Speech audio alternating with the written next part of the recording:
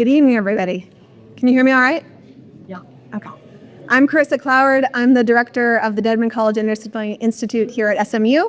And I am delighted to welcome you to tonight's lecture with Dr. Darryl Dickson-Carr, entitled Langston Hughes and the Harlem Renaissance, Celebrating Art and Culture. This is the first lecture of the 2026 Godbey Anniversary Lecture Series, an annual series that features SMU faculty lecturing on topics that relate to the anniversary of a significant event. So tonight's talk covers two anniversaries, in fact. It marks the 125th anniversary of the birth of Langston Hughes and the centennial of the Harlem Renaissance. There will be an opportunity for a brief Q&A following Dr. Darryl Dickson-Carr's lecture this evening, so please think about your questions as the talk goes on. I do want to take the opportunity to provide a brief plug for the two upcoming events in the Godbey Lecture Series, which will both be held right here in this very room. The first is a talk by SMU history professor Kate Carte on March 26th, entitled The American Revolution, Religion, and National Unity. And that lecture marks the semi-quincentennial, which is just a fun word to say, of the signing of the Declaration of Independence. This is obviously a big anniversary. And then history professor Jill Kelly will give the final lecture in the series on April 2nd, entitled Dr. Zamindlela Konko and the Dreams of an Entire African People. And that talk marks the 70th anniversary of South Africa's treason trial of anti-apartheid activists. So I think between these three events, we will have a really interesting and diverse set of lectures for you all to enjoy. You can register for both of the upcoming events by going to our website, and you can also find information about our other upcoming programs and activities there. And now it is my pleasure to introduce Dr. Darryl Dickson-Carr.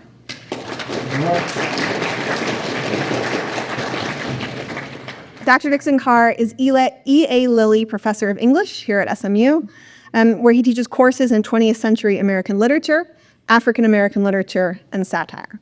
He's the author of Spoofing the Modern, Satire in the Harlem Renaissance, The Columbia Guide to Contemporary African American Fiction, and African American Satire, The Sacredly Profane Novel.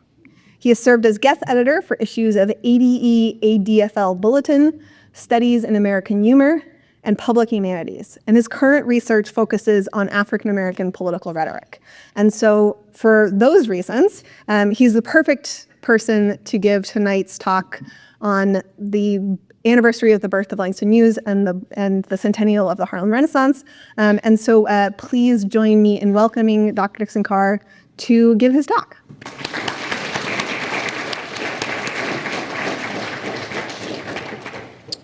Thank you, Carissa. And I want to, do extend special thanks to Carissa and to Kate Kimmis. Carissa for the invitation, Kate Kimmis for arranging the event and the logistics, and otherwise just making this event possible. And of course, I want to thank all of you for being here tonight, especially a couple days before spring break. And I know you might have planes to catch as soon as we're finished. It's perfectly understandable. Thank you for being here, and thank you for being part of this community. It's a great pleasure to speak with you tonight about two most momentous subjects: the poet, dramatist, novelist, essayist, and critic Langston Hughes, and the movement of which he was an indelible part, the Harlem or New Negro Renaissance, which lasted from around 1919 through 1937. We celebrate the quasquicentennial of Langston Hughes' birth in Joplin, Missouri, February 1st, 1901, and his growth into the poet who'd come to define the aspirations of young Black artists in the first half of the 20th century, and in many ways until the present. Now, before I continue that thought and get deeper into our exploration, I should make everyone aware of some language and concepts that I'll be using tonight. So first, I'll be using the outmoded term Negro frequently, not to legitimize it or normalize it, but because Negro with a capital N was one of the most common standard acceptable terms for Black people in the United States, along with colored, around the time that I'm going to be discussing tonight. This is not a term that Black people applied to themselves. It's the language of slavery and encounter between Europeans and Africans, first applied to people of the African diaspora as well as Black people in Africa itself, as the African slave trade grew in the 16th through 19th centuries, as colonialism became the norm in the late 19th century, after emancipation in the United States, and so on, by Hughes's time it was acceptable. But it's important to note that for at least a century before, Black people contested this term, both because it was not their choice and because it flattened Black people all over the world with one word taken from Spanish. Not until the 1960s and 1970s did the term finally decline and die, replaced by Black, Afro-American, and then African-American. But in the years I'll be focusing on tonight, primarily the 1920s and 1930s, much of the literature uses this term, and so therefore I'm going to be quoting and using that term. When I'm quoting works from the period, especially their titles, I'll keep it. When speaking of Black people outside of that context, then I will use Black or African American. And I should also alert you that I'm going to use an offensive term that is one that was actually coined by Zora Neale Hurston that incorporates that term because that's the word that she used, and you will understand when I use it.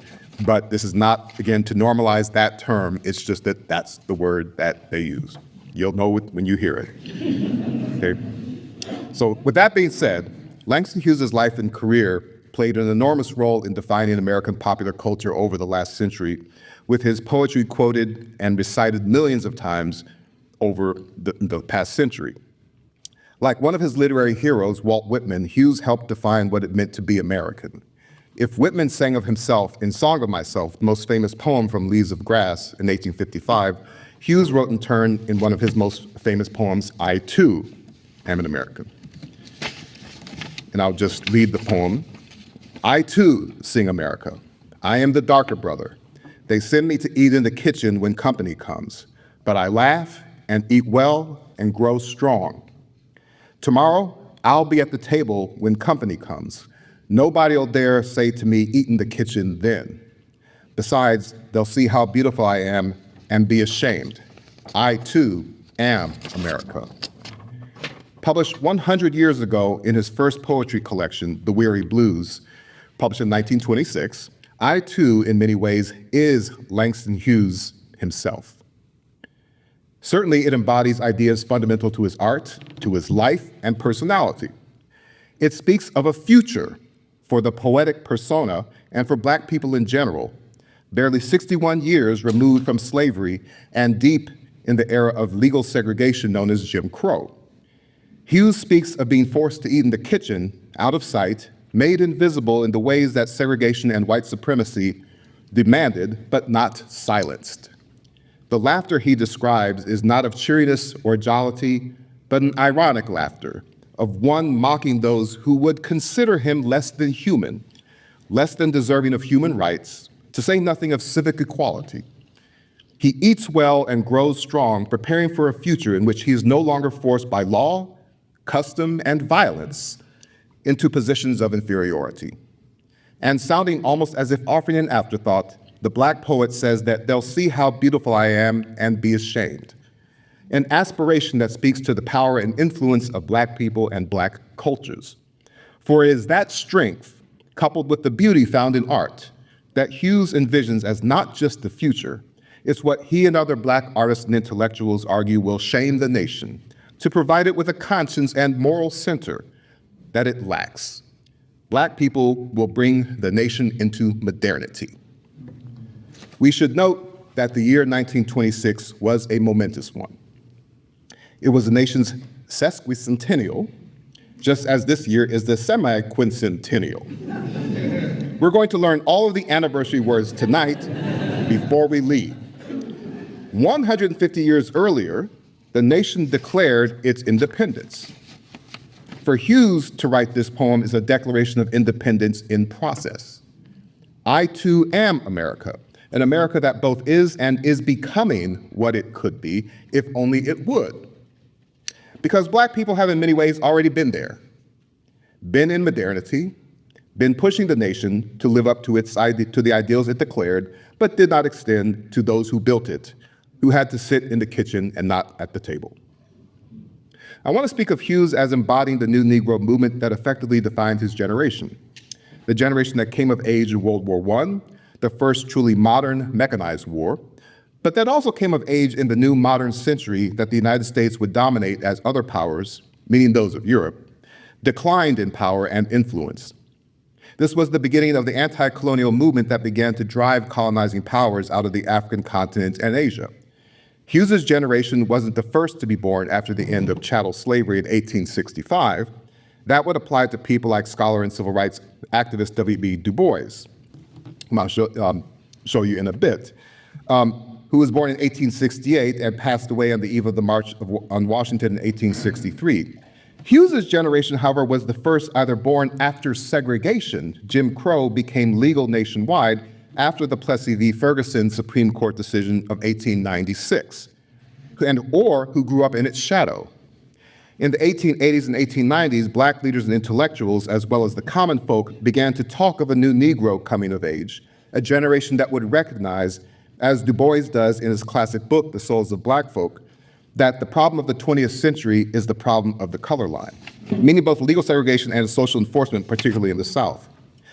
Consider this. Most of the people that Langston Hughes befriended as part of the new Negro Renaissance artistic scene were very close to him in age, often born the same year or a year or two apart. That includes activist, actor, and singer Paul Robeson, who was born in 1898, legendary virtuoso trumpeter and singer Louis Armstrong, 1901, poet Gwendolyn Bennett, 1902, painter Aaron Douglas, 1899, Arthur Huff Fawcett, 1899, Harold Jackman, 1901, Louise Thompson Patterson, the great activist, 1901, Hughes's closest friend, writer Wallace Thurman, also the husband of Louise Thompson Patterson, very briefly, who was born in 1902, Richard Bruce Nugent, who was born in 1906, Rudolph Fisher, born in 1897, County Cullen in 1903, and so on. While this doesn't always hold, such friends as Zora Neale Hurston and E. Franklin Frazier were 10 and 7 years older than Langston Hughes, although when Hurston was alive, most people thought that she was born in 1901 because that's the date that she claimed. So basically she was, said, you do you, Zora. While celebrated writer Jean Toomer, whom Hughes also admired, was also 7 years older, most of those closest to Hughes in age actively collaborated with him on different projects. More to the point, these young people epitomize the new Negro movement that Howard University-based philosopher Alain Locke declared when he published the anthology, The New Negro, in 1925. That book, which expanded the special issue of Survey Graphic devoted to Harlem Mecca, The New Negro, early in 1925, contained I Too, and poems by County Cullen, Claude McKay, Ann Spencer, Angelina Weld Grimke, and others. For the younger generation is vibrant with a new psychology, writes Locke. This is the slide I should have shown you of W. Du Bois earlier. Okay. And we'll be returning to Du Bois a little bit later. And this is where, okay. So, sorry for that technical difficulty. So this is the special issue of Survey Graphic that was published in March 1925. It was devoted to the Harlem Mecca of the New Negro. It contained the poems of these young poets. But one thing that Alain Locke noted in his editorial in both the Survey Graphic as well as in the New Negro was this. For the younger generation is vibrant with a new psychology. The new spirit is awake in the masses, and under the very eyes of the professional observers is transforming what has been a perennial problem into the progressive phases of contemporary Negro life. The problem Locke writes of is what had become known as the Negro problem or the Negro question. The Negro question is a term that casts Black people as a problem to be solved, or as Locke put it, more of a formula than a human being, something to be argued about, condemned or defended, to be kept down or in his place or helped up, to be worried with or worried over, harassed or patronized, a social bogey or a social burden. The younger generation, as Locke, Du Bois, and Hughes, among many others, would say, has simply flanked the positions of those stuck in the Civil War and Reconstruction who still see Black people as a population barely out of slavery. It's worth reflecting, though, that what Locke and others observed in the 1920s is remarkably similar to what we see a century later. That is, the triumphs of the Civil Rights Movement, which struck down the legal structure of Jim Crow segregation with the Civil Rights Act of 1964, the Voting Rights Act of 1965, and the Civil Rights Act of 1968, better known as the Fair Housing Act, are today as old as the 13th, 14th, and 15th Amendments to the United States Constitution, which abolished slavery, made all people born in the United States citizens, starting with black people, and gave black males the right to vote, respectively, were to those in the New Negro movement in the 1920s. So Reconstruction was as far away for Hughes's generation as the Civil Rights Movement's great victories are to us today. Put another way, equality before the law, enforced by the law, is only about 60 years old, and as we have seen in recent years, being undermined and dismantled. But I digress. Let's return to Hughes himself. Let's return to this remarkable mind and poet. Let's talk about his ancestry and his early life, which reveal much that motivated his art once he came of age. Born James Langston Hughes in Joplin, Missouri, February 1, 1901, not 1902 as long believed due to Missouri's poor record keeping for black people at the time. Hughes's earliest years were spent in Lawrence, Kansas, where his grandmother, Mary Sampson Patterson Langston, raised him for most of his first 13 years. Hughes hated his father, with whom his birth name originated, because of his disdain for his son's desire to embrace and celebrate his black heritage and the culture that informed it. This was radical at the time, as black folk culture, from folk tales to music to nightlife, was not revered, studied, or understood to the extent that we are familiar with today. In fact, many black people Hughes encountered throughout his youth openly expressed disdain for the original work of working class black people, especially in the decades immediately following the Civil War. In fact, it really wasn't until the final decade of the 19th century and the first decades of the 20th that black intellectuals and artists began to find value in the spirituals, in the folk tales, in the sorrow songs, in all the riches that came from people of African descent. Hughes did not grow up hearing folk tales from his grandmother Mary, who dismissed the spirituals, and a great deal of literature and popular entertainment. But Mary's story still reveals much about how Hughes's creative spirit was born. His grandmother Mary was born free in North Carolina. She was nearly enslaved once. Somebody tried to kidnap her into slavery, but she escaped, married her husband, the abolitionist Lewis Sheridan Leary, and helped enslave people to freedom as a conductor on the Underground Railroad. Her husband Leary was killed in John Brown's raid on Harper's Ferry, Virginia, in 1859. Mary later became a teacher for newly freed black people after the Civil War, eventually marrying Charles Howard Langston, who had also been an abolitionist. His younger brother, John Mercer Langston, was one of the most famous black men of the late 19th century, becoming the first black person to hold office by popular vote in Ohio. Hughes's forebears, while complicated, thus bore in their souls a spirit of activism and a hunger for freedom and equality that Hughes would absorb. Mary educated him, taught him about black history, and instilled in him a sense of pride. But his grandfather did not leave his children, including his daughter Carrie, Hughes's mother, a fortune. Carrie Langston married James Hughes in 1899. After their first child died in infancy, James Langston Hughes was conceived and born. Hughes's parents' marriage did not last long. Both were trained teachers, but his mother was more extravagant. She wanted a career on the stage with his attendant glamour, while his father and namesake was, well, stingier. Hughes has noted that his father looked down on most other black people and probably hated himself. When Langston's parents separated, Carrie frequently traveled to find work on the stage, leaving Langston with his grandmother Mary.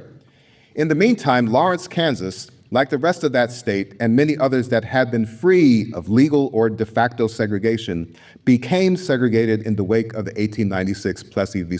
Ferguson decision that made separate but equal institutions and facilities for blacks and whites legal. Lawrence's change occurred before Langston was born, meaning he grew up in a segregated world that his mother did not. This had a devastating effect upon a proud family, as it did for millions of other black people nationwide, but especially in the South, where segregation was already deeply part of the culture. Growing up in poverty in Lawrence, his mother often away, Hughes found himself growing up lonely as a child, as Mary was often distant and cold as she tried to make ends meet. Hughes found himself trying to adjust to a world that did not love him, that refused a sensitive young boy the recognition that his growing creative talents deserved. He was deeply affected by this, often writing of his private pain. He became fascinated with death after watching the work of medical students. He became an avid reader to stave off loneliness and boredom. In his own words, he believed in nothing but books and the wonderful world in books, as the real world was too cold and lonely. In books, he could find friends, which made the real world lonelier, especially as Mary's fortunes declined as she aged. Between ages 8 and 14, Hughes and Mary boarded with the Reeds, who showered Langston with the love that he lacked from his mother and at home in general. The Reeds encouraged Hughes to dream of a life outside Lawrence. He began to attend the Black Baptist Church, where he could hear the kind of church music that moved him. He visited Kansas City when he was 13 and heard at a festival for the first time the blues, including the song The Weary Blues that he would later interpolate into one of his most famous poems by the same name. It would become the title of his first book. And I want to play for you, for just bear with me for a minute, a video of Hughes reading The Weary Blues, and then we'll talk about it a little bit later. So, there we go. In town to give a lecture at UBC, he's here tonight to read poetry, his own poetry, to jazz company. We have Alan Miller to interview him. We have Doug Parker and his band to provide the jazz, and Mr. Langston Hughes has his own introduction.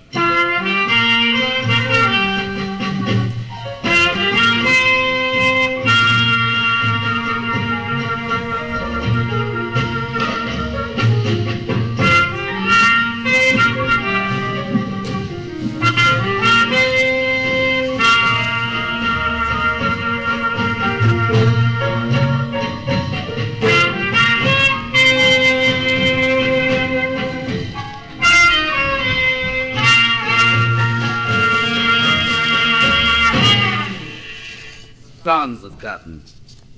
This is what I'm gonna sing. Sons of Satin. This is what I'm gonna sing. I feel the blues. I wonder what the blues will bring.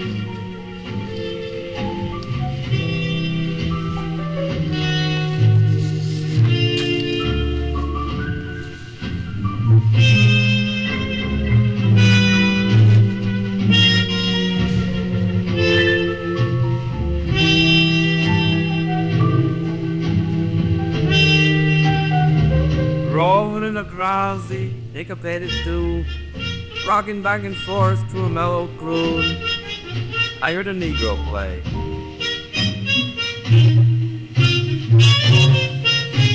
Along Mellis Avenue the other night, by the pale dog power of a one-ball mic, he did a lazy sway.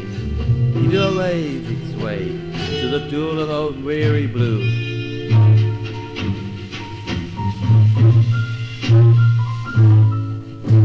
With the ebony hands of the ivory key, he made that poor piano mold with melody.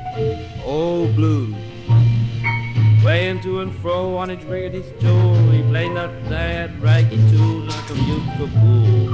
Sweet blues, coming from a black man's soul. Oh, blues.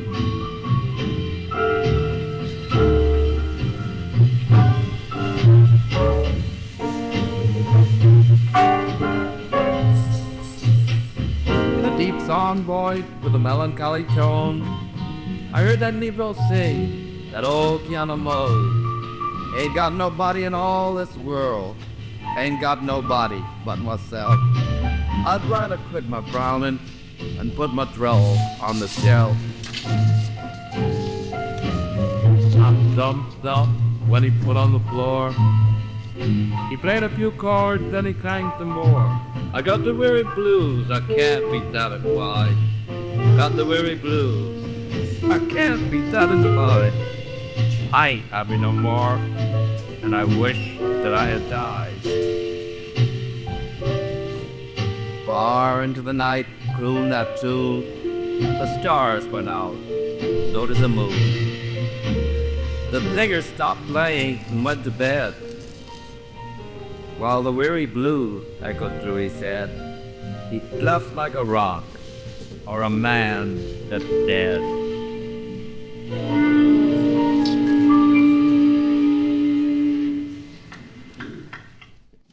So the refrain of the Weary Blues is, I got the weary blues and I can't be satisfied. This, I would argue, is a bit more authentic than I can't get no satisfaction. It's a metaphor that Hughes found resonated with him as he had navigated the world, but also one that encapsulated the general state of African America when he apostrophizes the blues. Oh, blues. It's as if Hughes was overwhelmed by the power of a music that comprised both pain and pleasure, and that contained an emotional power that he couldn't ignore and didn't. Hughes was not raised in the black church, nor was he raised with the blues as part of his normal social life. He did not sing the blues. He wasn't a performer in that vein at all. Yet the blues and black sacred music remained with Hughes for all of his life. Black folk culture in general, so despised by his father, shunned by his grandmother, and disdained by the black middle class, became the link Hughes saw that would let this young black man become a new Negro, to join others of his generation in seeing value in being black, rather than seeing oneself as a problem, as lack, as deficiency. Hughes grew up in a mostly white world. He was a good student, though one hurt by the teacher who segregated his classroom and demeaned his budding talent, saying he had none. But Hughes, raised by a grandmother who taught him independence and racial pride and urged him to think of himself as one worthy of equality, one equal to or better than his peers, used what his biographer Arnold Rampersad calls a strong rationality to recognize white supremacy's inherent absurdity. When Mary died in 1915 and Carrie remarried, Hughes moved towards his destiny. In 1915, after church revival, he realized that the Christian belief did not appeal to him, that most trappings of middle-class black life were unappealing. And when summoned to live with Carrie, Hughes began to write for his high school magazine, where he published some of his earliest poems. A high school teacher exposed Hughes to such poets as Carl Sandburg and Walt Whitman, among others, whose free verse poems revealed to Hughes a medium in which he could express himself freely. By the time he graduated from his Cleveland high school, he was writing frequently and honing his craft. He discovered a more ethnically and intellectually diverse student body and was exposed to Max Eastman's Radical Liberator magazine, which promoted the work of such black poets as Claude McKay and discussed the possibility of greater freedom for black people and the working class. Hughes began to develop his own intellectual and critical ideas and to broaden his artistic influences. Such was the Hughes that emerged into the adult world when he turned 18 in 1919. It's hard to overstate how important the year 1919 was to black people. World War I had ended in November 1918, and American troops began to return over the coming months. That included hundreds of black troops who had served with honor, albeit mostly under French command, as the War Department and American generals wanted to avoid offending Southern segregationists or otherwise encouraging black soldiers who had fought in all of the United States' major conflicts, saving both the Civil War and, as the legendary Buffalo Soldiers, the subjugation of Native American peoples, that they were equal and should be treated the same as white troops. When those black troops returned, overwhelmingly to the Deep South, they faced the same discrimination that they'd left behind, but worse. Lynch mobs lynched returning black soldiers on almost any pretense, many times when they were still in uniform. And in the summer of 1919, anti-black riots broke out in over 36 cities, and in such rural sites as Elaine, Arkansas, where up to 240 people were massacred by white mobs. This period was in the midst of the Great Migration that began circa 1910 and ended in 1970, when millions of black people, as well as thousands of whites, left the South for northern cities in search of better jobs. Blacks left largely to escape the incessant lynching and other forms of violence enacted upon black people, the lack of job opportunities outside of break-breaking tenant farming and sharecropping, the persistence of peonage that effectively enslaved any black person convicted of even small crimes, the dearth of living wages, and segregation in general. The competition for work, for housing, and the push for equality sparked violence from whites towards black people for the smallest of pretexts or as premeditated murder. Racial violence of this sort had been the curse of black communities since the end of the Civil War, when whites tried to prevent black voting, black self-assertion, and black self-sufficiency, or under the pretense of protecting white womanhood, in scare quotation marks, usually meaning any kind of social or sexual contact whatsoever between black men and white women, or reckless eyeballing, looking at a white woman the wrong way, all these were interpreted as being rape. And by the very accusation, one could be lynched, which that accusation of rape almost never turned out to be corroborated or to have happened at all, or those relations were voluntary. Whatever it took, lynching was usually the punishment. But in 1919, the widespread violence was different. Mobs swept into black communities, but often found that blacks were armed and would fight back. This Red Summer changed black life in America. Combined with the Great Migration and the search for freedom that it entailed, this period gave rise to the new Negro Renaissance. From it, poet Claude McKay was inspired to write, "If We Must Die," a sonnet that encouraged resistance to violence. And I want to read this to you aloud to give you a sense of what we're speaking of here. "If we must die, let it not be like hogs hunted and pinned in an inglorious spot, while round us bark the mad and hungry dogs, making their mock at our cursed lot. If we must die, oh, let us nobly die, so that our precious blood may not be shed in vain. Then even the monsters we defy shall be constrained to honor us though dead. O kinsmen, we must meet the common foe. Though far outnumbered, let us show us brave, and for their 1,000 blows deal one death blow. What though before us lies the open grave? Like men we'll face the murderous, cowardly pack, pressed to the wall, dying, but fighting back." While McKay's poem is not explicitly racial, it came out of McKay's own experiences during the Red Summer. Most important, it both spoke to and helped inspire thousands of black people in this terrible time. Although thousands of black soldiers fought during the war, many black people saw the war not simply through a patriotic lens, but as a means to freedom. W.B. Du Bois was one of many who recognized what we now know to be true, that the war was fought between colonizing nations over control of their possessions in Africa, Asia, and in the Americas, including the Caribbean, where Jamaican emigres, McKay and Universal Negro Improvement Association founder Marcus Garvey were both born. Black people and people of color around the world were crying out for freedom, and that cry would be heard. While the Red Summer was raging, though, Langston Hughes was spending it in Mexico City, trying to form a relationship with his estranged father, an effort that proved to be frustrating. But at one point, Hughes shared with his father, James, an ambition to become a writer. James Hughes scoffed, believing the only way a black writer could succeed was outside the United States. And since Hughes began to write some of his most famous poems, such as Mother to Son. His poem, Mother to Son, is one of his most famous. Now I'll also read this one. "Well, son, I'll tell you, life for me ain't been no crystal stair. It's had tacks in it, and splinters, and boards torn up, and places with no carpet on the floor, bare.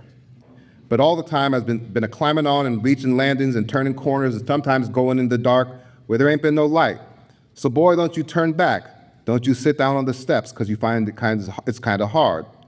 Don't you fall now, for I still going, honey, I still climbing, and life for me ain't been no crystal stair." Hughes returned to the U.S. in the fall of 1919, finished his last year of high school, worked odd jobs, then started working towards his dream. He submitted 3 children's poems to the Brownies book, a children's magazine co-founded by Du Bois, his editor, Jesse Redmond Fawcett, and Granville Dill. Fawcett published 2 of the poems that appeared in early 1921, which encouraged Hughes to send her The Negro Speaks of Rivers, one of his signature statements. And I'll read this one as well. I've known rivers ancient as the world and older than the flow of human blood and human veins. My soul has grown deep like the rivers. I bathed in the Euphrates when dawns were young. I built my hut near the Congo and it lulled me to sleep. I looked upon the Nile and raised the pyramids above it. I heard the singing of the Mississippi when Abe Lincoln went down to New Orleans, and I've seen its muddy bosom turn all golden in the sunset. I've known rivers, ancient, dusky rivers. My soul has grown deep like the rivers. Fawcett enthusiastically accepted Negro Speaks of Rivers, published it in June 1921 in The Crisis, the organ of the National Association for the Advancement of Colored People, also known as the NAACP, which attracted W.E. Du Bois's attention. Hughes was also sending fiction, drama, and essays to Fawcett, who published several of them.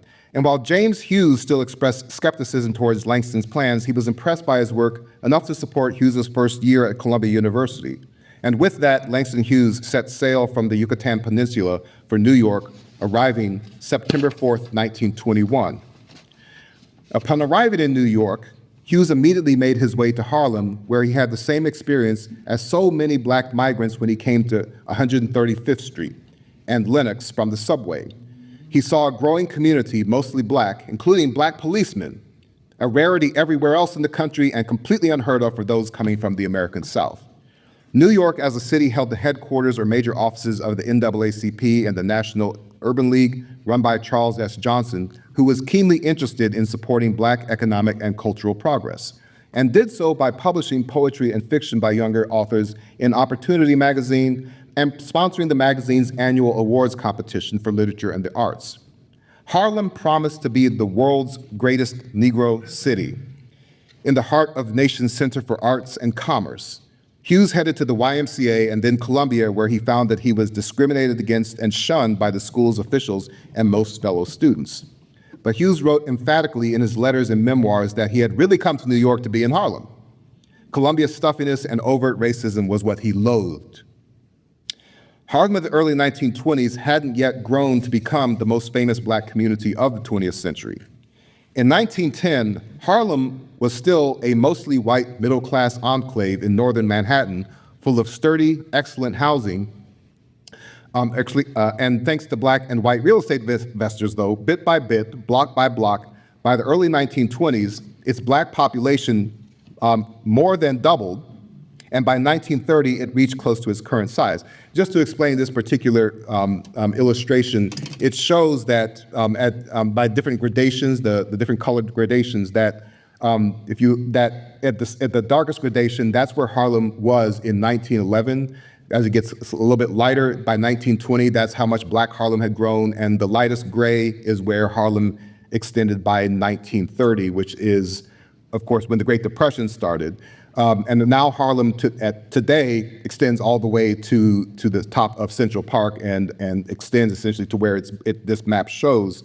But Harlem basically black Harlem was very small in 1911 because African Americans lived in a different part of Manhattan, usually around 52nd Street, but also close to the west, on the west side in the 60s. So basically, a lot of people migrated from not only different parts of Manhattan, but most of the people who migrated to Harlem were coming from the Deep South and from other parts of the country, but primarily from the South. By 1930, it reached close to its current size, and it contained a hospital, many cabarets and speakeasies, casinos, and a rich cultural life, with the smash hit musical Shuffle Along playing a short distance away at the 63rd Street Theater on Broadway. Harlem was a dream for the black masses and an aspiring black middle class. It attracted the younger generation of writers and artists over the next several years. Although many black writers, including Hughes, didn't necessarily live that long in Harlem itself, it was the most celebrated black cultural center. Even if people lived in Greenwich Village, they would come up to Harlem all the time. And it's not like Greenwich Village was boring itself, but Harlem was the place to be. It was heaven for the new Negro. Hughes soon met and became acquainted with Jessie Fawcett and W.E. Du Bois alike, and began to make friends. Dropping out of Columbia after a year, Hughes began to seek work, finding that discrimination made this far more difficult. Soon he met another young poet, Countee Cullen, and befriended him. In March of 1923, while sitting in a cabaret, Hughes recalled the song The Weary Blues that he had heard in St. Louis years earlier, and wrote the poem that would interpolate it and make his literary fortune. In January 1924, Countee Cullen wrote Howard University philosophy professor Alain Locke, the first Black Rhodes Scholar, and also an alumnus of Harvard University. Cullen urged Locke to meet his friend and fellow poet. When they finally did, the two quickly formed a bond, and Locke was deeply attracted to Hughes, who ignored his advances, by the way. But Locke saw Hughes as one of many young artists that were part of a movement that he would dub the New Negro Renaissance. On March 21st, 1924, Locke and Charles S. Johnson would collaborate on a dinner at New York Civic Club that effectively started the New Negro movement. It had started as a dinner honoring Jessie Redmond Fawcett, who had just published her debut novel, There Is Confusion. But Locke and Johnson saw it as a chance to gather most of the younger Black artists and intellectuals and white publishers in one room, both to help those writers gain access to publishing opportunities and to make it possible for those connections to extend beyond the movement.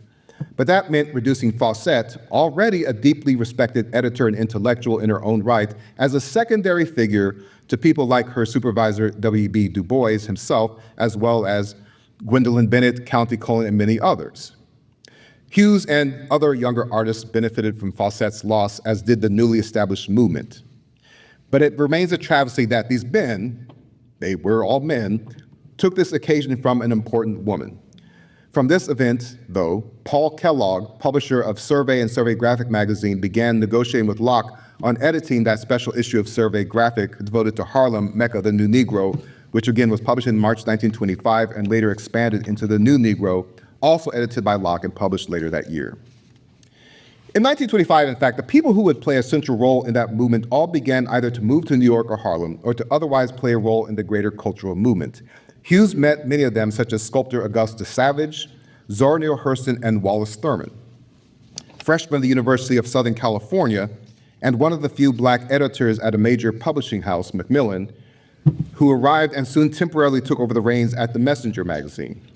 Hughes and Thurman became close friends, with Hughes encouraging Thurman's early attempts at writing, which weren't very good, and Thurman offering his friend some of his strongest criticism.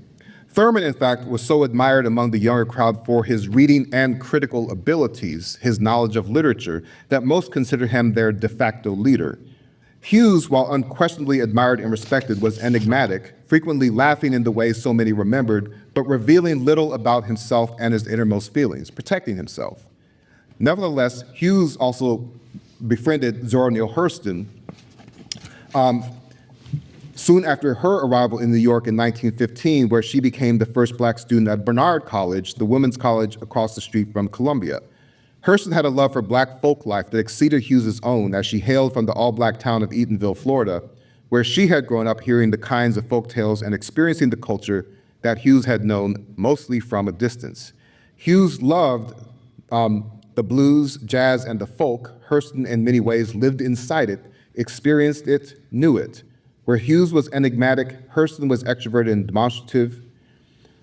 And they both, when they formed their basic friendship, what they found is that their love for the folk and their love for the common Black person was what united them all, and also pitted them against the Black middle class, especially the Black middle class of an older generation. Hughes, Hurston, Thurman, Rudolph Fisher, Aaron Douglas, Arthur Huff Fawcett, Richard Bruce Nugent, Gwendolyn Bennett, Louise Thompson, and other young artists soon befriended each other as they were brought together through different means, whether in various salons, usually organized by the movement's women, dinners and parties, and began to see the possibility of collaboration. They also began to rent rooms in 267 West 136th Street, a building that Zora Neale Hurston dubbed Niggerati Manor, making a self-mocking pun on literati.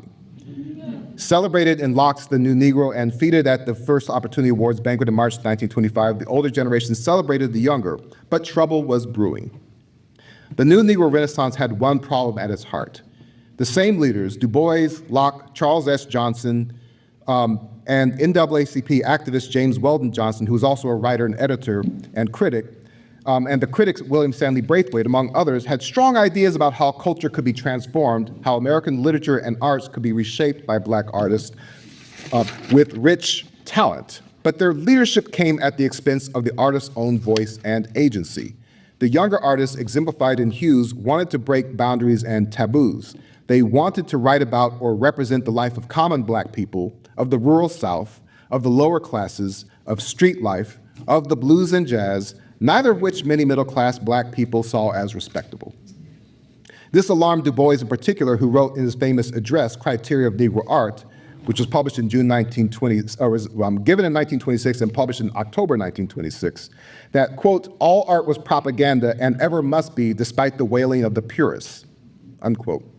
Du Bois's address was specifically about what he considered the responsibility of the Black artist to counter the overwhelming anti-Black propaganda found in the racist stories published regularly in the US's most popular magazine, the Saturday Evening Post, whose editor, George Lorimer, was an unapologetic white supremacist.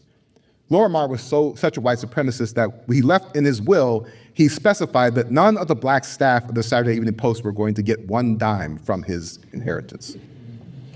His money only was supposed to go to white people. Du Bois wanted art that told the truth about Black people as they understood themselves, art that avoided racist stereotypes. That was the propaganda he wanted. And not just Du Bois either, but even before that address, the major, somewhat older Black intellectuals published their ideas without bringing in the younger generation. Between February and November 1926, Du Bois and others started an ongoing forum in The Crisis, the NAACP's magazine, entitled The Negro in Art, How Shall He Be Portrayed? This is where criteria of Negro art appeared, and this rankled the younger artists. In response, Wallace Thurman, with assistance, albeit minimal, from Hughes, Hurston, Gwendolyn Bennett, John Davis, Aaron Douglas, and Richard Bruce Nugent co-edited the one and only issue of Fire magazine. Subtitled A Quarterly Devoted to Younger Negro Artists, Fire's very existence was a manifesto. Its editorials by Thurman and Arthur Huff Fawcett lambasted the older generation. Thurman contributed Cordelia the Crude about a young sex worker. Nugent wrote Smoke, Lilies, and Jade, the first published story by a Black writer featuring the openly queer or bisexual characters, while Hurston wrote Sweat, set in rural Florida. It was meant to provoke. Unfortunately, ironically, and legendarily, most of the copies didn't sell and were burned up in a basement fire. But the younger artists had spoken, and Hughes was one of them, contributing his poem Elevator Boy and Railroad Avenue. And while the group that published Fire soon drifted apart, they still collaborated. Thurman published a second short-lived magazine, Harlem, A Form of Negro Life, in 1928. But before that, and I'll go to staying back in 1926, something else happened in the middle of 1926 that was highly momentous. In June of 1926, the editor of The Nation magazine asked the journalist George S. Schuyler, who edited The Messenger magazine, if he would write a piece about the Negro arts renaissance. Schuyler's piece called The Negro Art Hokum, which was published in June 19th, 1926 in The Nation magazine. Its basic thesis was that Negro art was a myth, that basically Black people were essentially the same as white people in terms of their influences, what they read, what they ate, how they were educated, and to define Negro art as something separate is to buy into the same fallacies that the Ku Klux Klan believes. Basically, the famous line was, the Negro is nothing but a lamp-black Anglo-Saxon, okay? But Schuyler's point, to give him credit, was that he was worried about accentuating differences between Black and white artists to the extent that essentially Black artists will be effectively ghettoized, set apart, and not evaluated for the merits of their art. He just took it a few steps farther because Schuyler was a very good satirist and he tended to speak in those terms.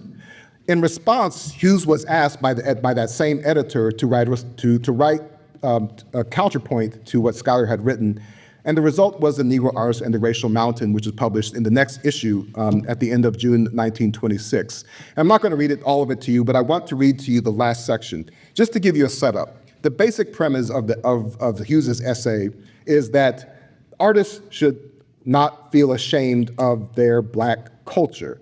And he uses as a sort of a foil, he uses an anecdote of him speaking to County Cullen, in which County Cullen says that he didn't want to be known as a Negro poet, he just wanted to be known as a poet. Hughes took a couple of logical leaps, I would argue, to say that basically that was a way of saying that I want to be white.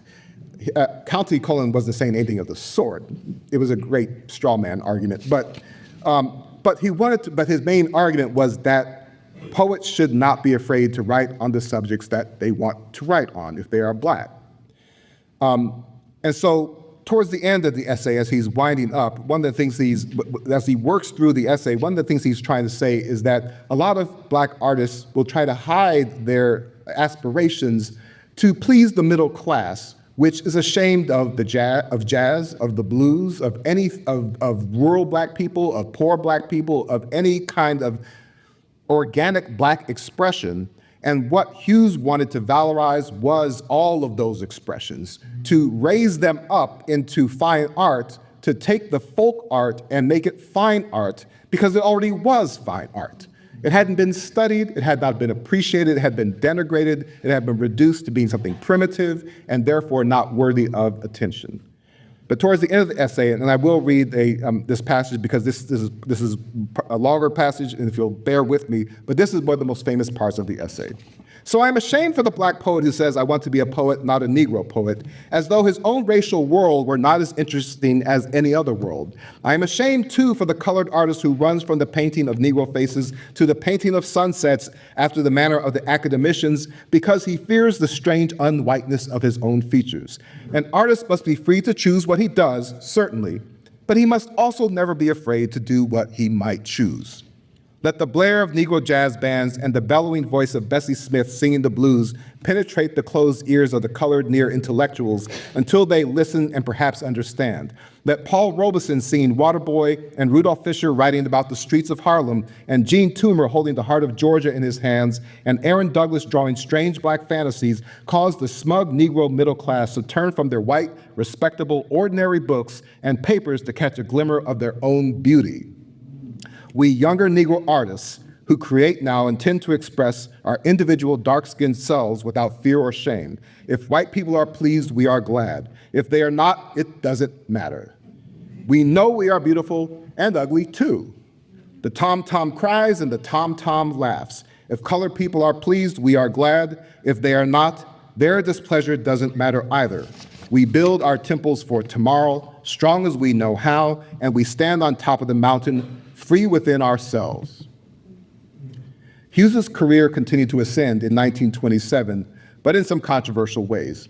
His second volume of poetry, Fine Clothes to the Jew, was published to more muted reviews, some of them taking exception to the title, which referred to the practice of pawning clothes to Jewish pawnbrokers in Harlem.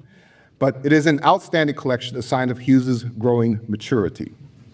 In April of that same year, both Elaine Locke introduced both Hughes and Zora Neale Hurston to Mrs. Charlotte Osgood Mason. Charlotte Osgood Mason was a wealthy dowager whose mission was to elevate African art and to establish a museum promoting it in New York.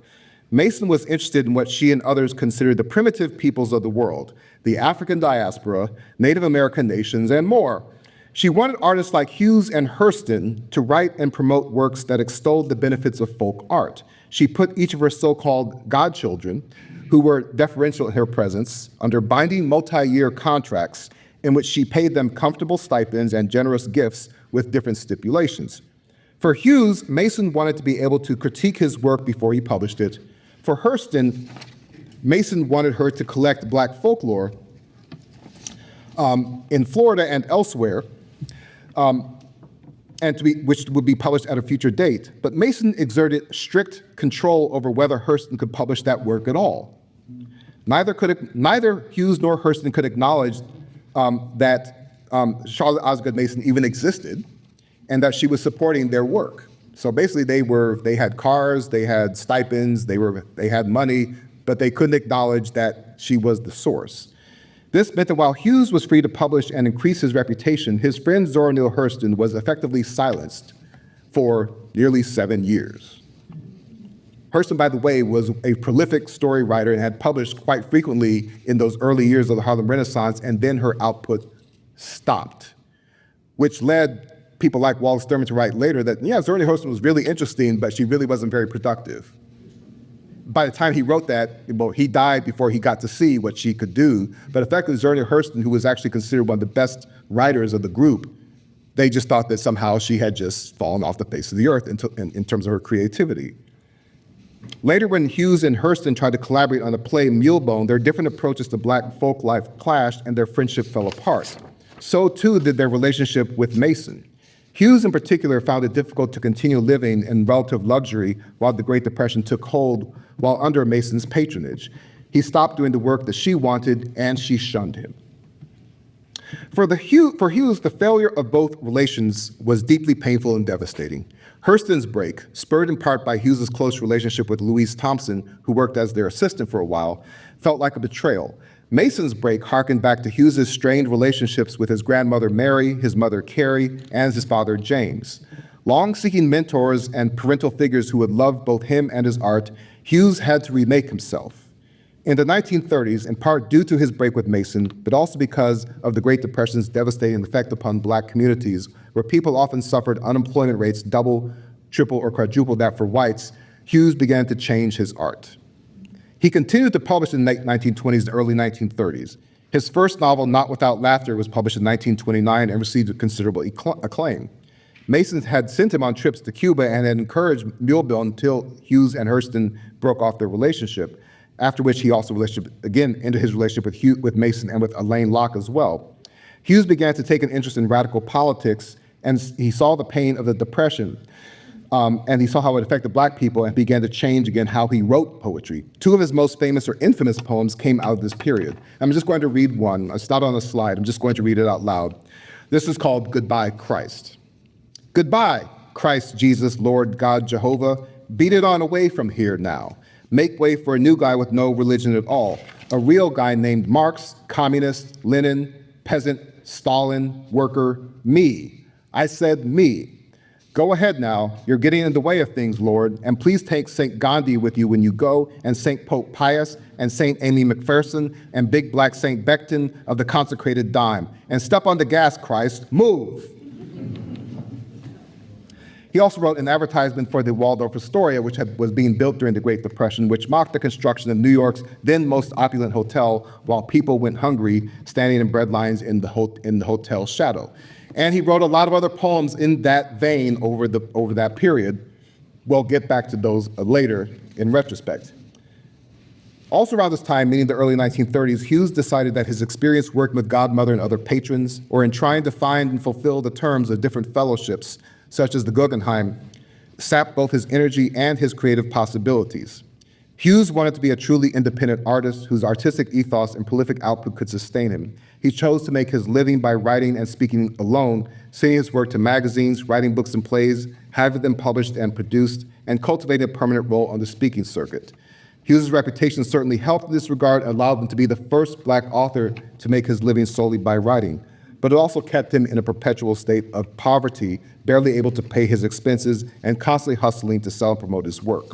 However, African-American literature in general was undergoing a major change as the Depression deepened. Hughes was far from the only writer radicalized during the nation and the world's economic desperation, when it seemed that capitalism would finally collapse, when the heady times of the 1920s appeared to be a relatively frivolous dream. It wasn't. Most of the authors who worked in the Harlem Renaissance saw their first, second, or third books published throughout the 1930s. As but one example, Zora Neale Hurston, once freed from her contract with Mason, released 5 books between 1934 and 1939. And the same was true of Hughes. He worked on or published 6 poetry collections, 1 memoir, 6 plays, 2 novels in the 1930s alone, all while traveling frequently to speak. But the tenor of times changed when a young radical writer, Richard Wright, came along in the 1930s in Chicago. Hughes and Wright had a professional relationship from the beginning, with Hughes, 7 years his elder, encouraging his work and maintaining close ties over the years. When Wright published his first novel, Native Son, in 1940, he changed Black literature forever with that novel's hard naturalism and realism and stinging indictment of American racism, shifting the tenor of what Black writers could do and were expected to do. Native Son was a bestseller, one that gave Wright financial security for the rest of his days, while Langston Hughes was struggling to sell enough copies to recoup his expenses. Was he envious? No doubt. Which struggling writer wouldn't be? But although Hughes supported Wright's work publicly, privately was concerned about the direction Black literature was taking. In The Negro Arts of the Racial Mountain, Hughes reminded his readers that we build our temples for tomorrow, strong as we know how, to be free within ourselves. Wright's social realism was that tomorrow, and Hughes didn't necessarily like it. But he did not bend his artistic vision to meet Wright's. Hughes and his peers in the New Negro movement saw themselves as helping to change American culture broadly, and its literature specifically, by showing that Black authors could not only write about Black lives and their rich complexities, but do so with honesty and wit, all while providing a counterpoint to American white supremacy. Writers like Hughes and Hurston especially saw Black folk culture as the nation's original work, the first truly modern American culture. Wright and Petrie, Chester Himes, Margaret Walker, Ralph Ellison, William Attaway, Willard Motley, Dorothy West, and many other Black writers continued that trajectory in the 1940s, and Hughes encouraged many of those writers as well. But for the rest of his life, Hughes continued his focus on the Black masses and their folk life as his material.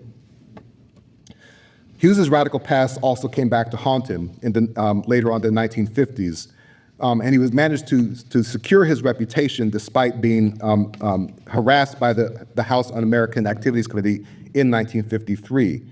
But Hughes's reputation grew due to some of his later creations and maintained him and established him as African-American literature's most accomplished and most celebrated and most honored poet. Langston Hughes passed away May 22nd, 1967, of complications of a swollen prostate. To his final days, he continued working on promoting civil rights leaders and younger writers, including Alice Walker and many others. Hughes built his temple for tomorrow atop a mountain, always serving the common human being. American literature hasn't been the same since. Thank you.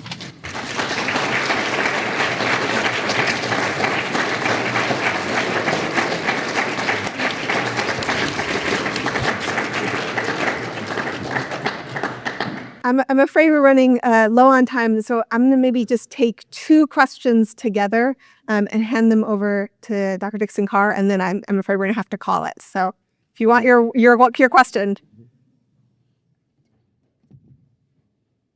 So it's a fiction call. Did we find that in any way Hughes encountered skepticism about his authenticity, given his relationships of blues, jazz, and folk culture from fellow writers, Black or otherwise? Oh, and do we have a second question? Yeah. I'm going to just bundle together. Dan? I'm just curious, Dr. Dickson-Carr, thank you for the awesome talk. When you're teaching Hughes, what are the best poems to teach from your perspective, or which ones turn out to be most productive? Okay, I'll take the first question first. The short answer to that is yes, there's some skepticism. Hurston was the first skeptic. Hurston was actually from the South, actually grew up listening to folk tales, telling folk tales, listening to the blues, hearing blues. That's sort of Richard Wright as well. And Hughes, again, is somebody who, relatively speaking, he did not grow up in that. It was not in his blood, so to speak. He loved it when he encountered it, but this was not what he was raised with. So Hurston, when they broke, one of the things that she did was essentially say, it's like, I did most of the research and the work in folk culture. Langston really, he has great ideas, but I'm the one who has essentially the authentic material. So Hurston was his first critic in that regard and strongest critic in that regard. And he had there were other criticisms of Hughes, but that particular one really stung because of the extent to which he had advocated for the culture. To answer Dan's question about the poems that teach best, the Weary Blues and the Negro Speaks of Rivers are the ones that tend to work the best. The Weary Blues, precisely because it's an opportunity to really talk about how the blues work. By the way, this is actually to go back to the first question for a second.